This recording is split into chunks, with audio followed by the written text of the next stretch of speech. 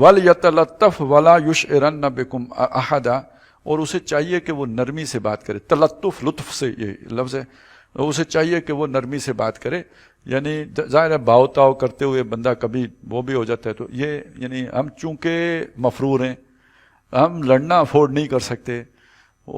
یہ نہ ہو کہ دو تلخ کلامی ہو، لوگ اکٹھے ہو جائیں، ہم پکڑے نہ جائیں، کوئی ادھر ہی پولیس والا نہ آ جائے. تو بس جو قیمت لگے دے کے جلدی سے نرمی سے بات کر کے نکل آنا. اچھا یہ جو لفظ ہے نا وَلْيَتَلَطَّفْ، اس سے ایک یہ جو بتایا تھا ابھی، چونکہ ترکی کا ذکر ہے، یہ کوئی چکر ترکی کا بڑا سخت ہے. اب یہ دیکھیں نا، یہ بھی ترکی والے ہیں. آگے جو ہے نا وہ ذوالقرنین نے جو سفر کیا تھا تو وہ میاتن حمیمین جو ایک وہ جہاں تک وہ گئے تھے وہ بھی ترکی تک گئے تھے، اور بھی معاملات ہیں. تو اسی میں یہ جو ایک مسئلہ ہے گولن جو ہیں ان کے وہاں کے، یہ جو ابھی کون ہے، طیب اردوغان ہے نا، تو یہ پہلے اتحادی تھے، بعد میں ان میں پھوٹ پڑ گئی تھی. جب طیب اردوغان کے خلاف بغاوت ہوئی تھی تو اس نے تو وہ ساری وہ جو گولن گروپ کے اوپر اس کی جو ہے نا وہ الزام لگا دیا تھا. وہ صوفی قسم کے لوگ ہیں، ان کے اوپر تصوف کا غلبہ ہے. قاضی حسین احمد جو جماعت اسلامی کے امیر رہے، انہوں نے یہ بات بتائی تھی کہ وہ ان سے ملے تھے وہاں ترکی میں. تو اب یہ لوگ ہیں صوفی مزاج کے، لیکن یہ شریعت کی اتنی وہ نہیں کرتے، عمل درآمد اس پہ نہیں جیسے ہوتا ہے نا، آپ نے داڑھی رکھیں، یہ کریں وہ کریں، اتباع سنت اس کا اتنا نہیں ہوتا. تو انہوں نے کہا یار یہ آپ، یعنی قاضی صاحب نے ان سے کہا کہ آپ یہ عمل کی طرف آپ کا اتنا رجحان نہیں ہے، جبکہ جذبہ یہ وہ بہت ہے. تو اس کا جواب انہوں نے دیا تھا کہ قرآن مجید میں اصحاب کہف کا ذکر ہے کہ جب تمہاری جا کے دوسرے لوگوں کے ساتھ انٹریکشن ہو تو تلطف کا مظاہرہ کرنا، تو وہ چیز جو فرکشن کریٹ کرے اس سے اجتناب کرنا چاہیے. تو یعنی آپ کا رویہ ان کے ساتھ جو ہے نا وہ تلطف کا ہونا چاہیے. اچھا اب اگر شریعت کے اعتبار سے دیکھیں تو شریعت تو آپ کو یہ بھی الاؤ نہیں کرتی کہ آپ جا کے غار میں بیٹھیں. شریعت تو آپ کو معاشرے میں رہنے کی بات کرتی ہے.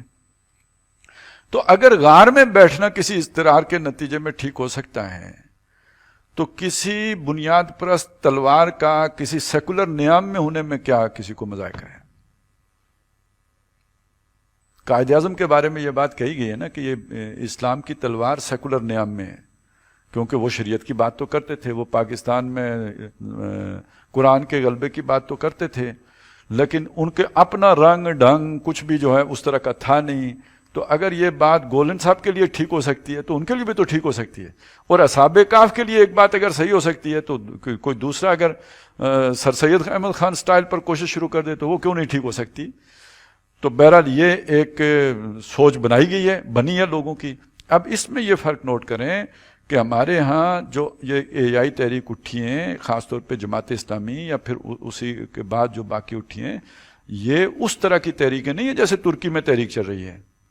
نام وہ بے شک اسلام کا لے رہے ہوں، ان کے افراد اس طرح اسلام کی پابندی نہیں کرتے. انہوں نے تو پہلی بات یہ کہ خود اللہ کے بندے بنو.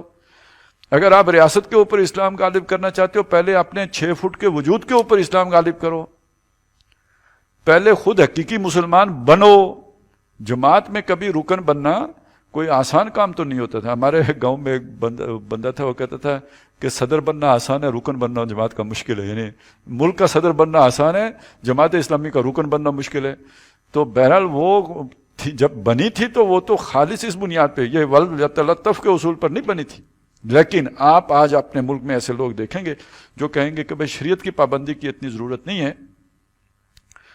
لیکن یہ کہ خلافت آنی چاہیے. وہ پتہ نہیں خلافت آ کے کرے گی کہ اب یہ والی خلافت اب ترکی میں آیا چاہتی ہے. اور اب 1992 میں ڈاکٹر صاحب ترکی گئے تھے، واپس آ کے انہوں نے خطبہ جمعہ میں یہ بات کہی تھی کہ یہودیوں کا یہ منصوبہ ہے، فری میسنری کا یہ منصوبہ ہے کہ ترکی میں خلافت آئے.